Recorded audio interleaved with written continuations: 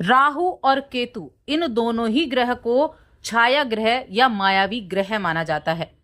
अभी तक राहु जो हैं वो मीन राशि में विराजमान थे, लेकिन अब उनकी मीन राशि की यात्रा समाप्त होने वाली है और 18 मई को राहु और केतु दोनों का ही राशि परिवर्तन होने वाला है।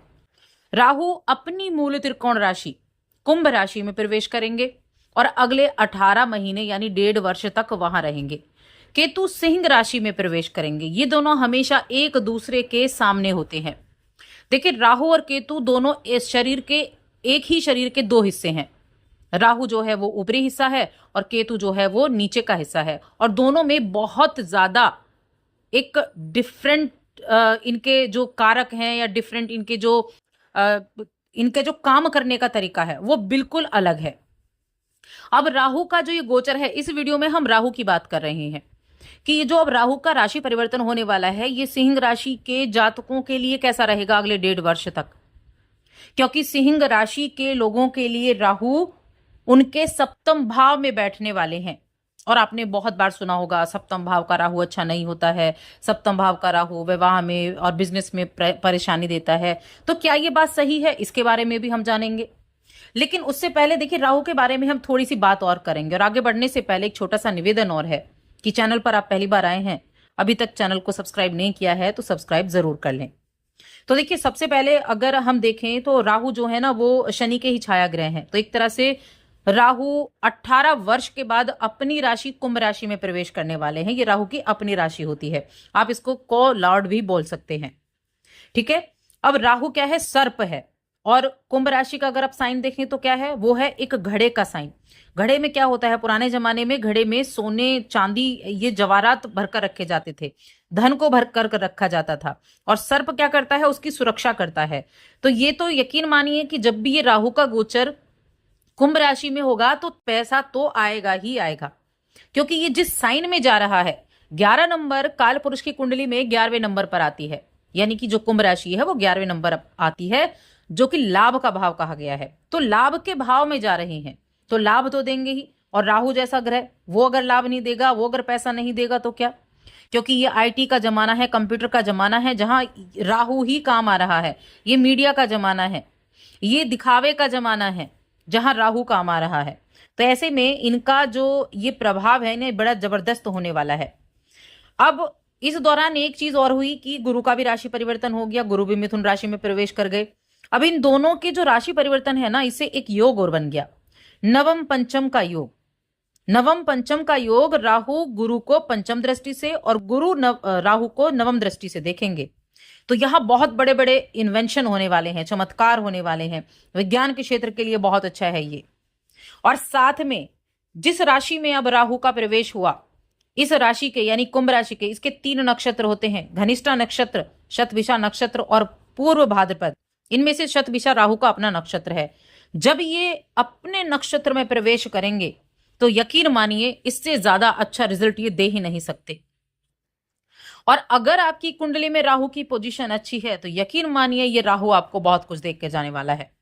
लेकिन साथ में कुछ नेगेटिव चीजें भी देकर जाएगा। ये मैं आपके लिए नहीं बता रही हूँ, ये सबके लिए बता रही हूँ कि जो राहु का गोचर है वो अभी आने वाले समय में ऑनलाइन फ्रॉड को बहुत अधिक बढ़ा देगा। हालांकि 1 वर्ष तक गुरु राहु को देखेंगे तो चीजें थोड़ा स्टेबल रहेंगी, लेकिन जब गुरु का गोचर हो जाएगा तब असली वहां पर तबाही होने वाली है। अब यहां क्या किस तरह का रिजल्ट आपको देखने को मिलने वाला है सिंह राशि के जातकों के लिए, उसकी हम चर्चा कर लेते हैं। तो देखिए, सिंह राशि के लोगों के लिए अगर देखा जाए तो उनके सप्तम भाव में ये राशि परिवर्तन होगा। और सप्तम भाव जो होता है वो विवाह का होता है, वो साझेदारी का होता है। अब जैसा कि मैंने कहा, राहु का जो घर है वहां वो बैठेंगे। अब इनकी दृष्टि को देख लेते हैं। इनकी जो एक दृष्टि जाएगी वो जाएगी 11वें भाव पर, और जहां भी राहु देखेंगे वृद्धि तो वहां करेंगे ही करेंगे, ग्रोथ तो वहां देंगे ही देंगे। व्यापार से आपको इनकम बढ़ने वाली है, व्यापार से आपको लाभ मिलने वाला है, भाई बंधुओं से आपको लाभ मिलने वाला है, मित्रों का सपोर्ट मिलेगा, आपके आसपास का वातावरण अच्छा होगा, आपके बड़े आपके सपोर्टिव रहेंगे, और साथ में फाइनेंस से जुड़े हुए कार्य हैं उनके लिए बहुत अच्छा रहेगा।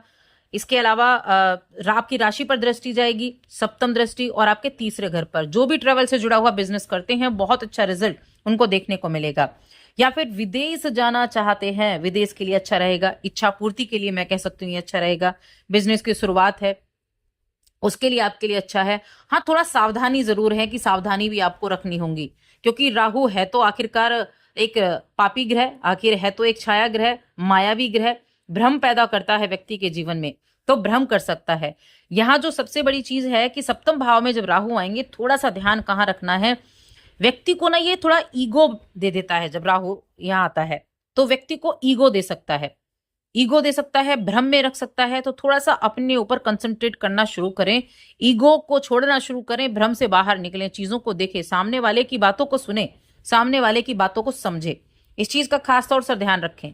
और वैसे भी जो सिंह राशि है ना, इनकी मित्र राशि तो बिल्कुल भी नहीं है। सिंह राशि मित्र राशि तो बिल्कुल भी नहीं है, लेकिन यहां बैठकर फिर भी कुछ ना कुछ अच्छा, कुछ ना कुछ चीजें बड़ी करने वाले हैं, क्योंकि दृष्टियां बहुत अच्छी हैं।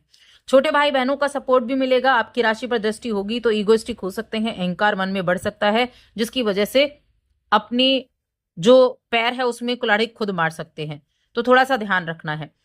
अब यहाँ देखिए, जो बिजनेस करने वाले जातक है ना, उनको साझेदारी जब वो करेंगे तो थोड़ा सा ध्यान रखना है कि सामने वाला आपसे मेल खाता हुआ हो, उसके जो एक सोचने की शक्ति है, सोचने की, काम करने की जो उसकी एक शक्ति है, वो आपके जैसी हो। तो इस तरह के व्यक्ति के साथ पार्टनरशिप करेंगे तो अच्छा है। पहले से पार्टनरशिप में काम कर रहे हैं तो जितनी अधिक पारदर्शिता बनाकर रखेंगे उतने उससे ज्यादा अच्छा है। अब ये जो तीसरे भाव पर दृष्टि जाएगी, नवम दृष्टि, ये क्या करेगी, कम्युनिकेशन से जुड़े जितने भी काम हैं वो सभी कामों में आपको रिजल्ट बहुत अच्छा देखने को मिलने वाला है।